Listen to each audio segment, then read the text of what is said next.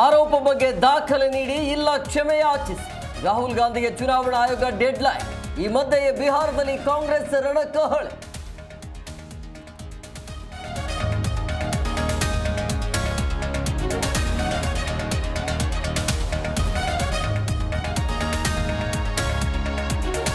ಉಪರಾಷ್ಟ್ರಪತಿ ಎನ್ಡಿಎ ಅಭ್ಯರ್ಥಿಯಾಗಿ ಸಿಪಿ ರಾಧಾಕೃಷ್ಣನ್, ತಮಿಳುನಾಡು ಹಿರಿಯ ಬಿಜೆಪಿ ನಾಯಕನ ಆಯ್ಕೆ.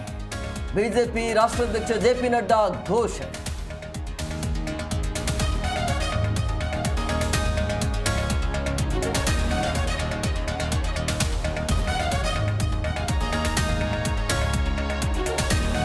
ಧರ್ಮಸ್ಥಳದ ಬಗ್ಗೆ ಅಪಪ್ರಚಾರಕ್ಕೆ ಬಿಜೆಪಿ ಖಂಡನೆ. ವಿಜಯೇಂದ್ರ ನೇತೃತ್ವದಿಂದ ಶ್ರೀ ಕ್ಷೇತ್ರಕ್ಕೆ ಭೇಟಿ. ಷಡ್ಯಂತ್ರ ನಡೆಸಿದವರ ವಿರುದ್ಧ ಕ್ರಮಕ್ಕೆ ಆಗ್ರಹ.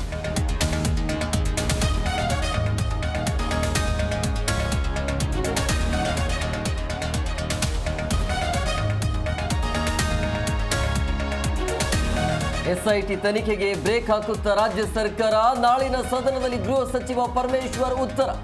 ಕುತೂಹಲ ಮೂಡಿಸಿದ ರಾಜ್ಯ ಸರ್ಕಾರದ ನಡೆ.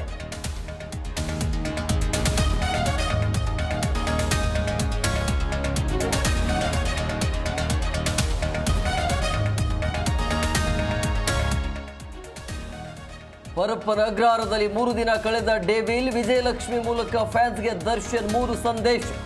ರೇಣುಕಾಸ್ವಾಮಿ ಸಾವಿಗೆ ನ್ಯಾಯ ಸಿಕ್ಕಿದೆ ಎಂದ ರಮ್ಯಾ.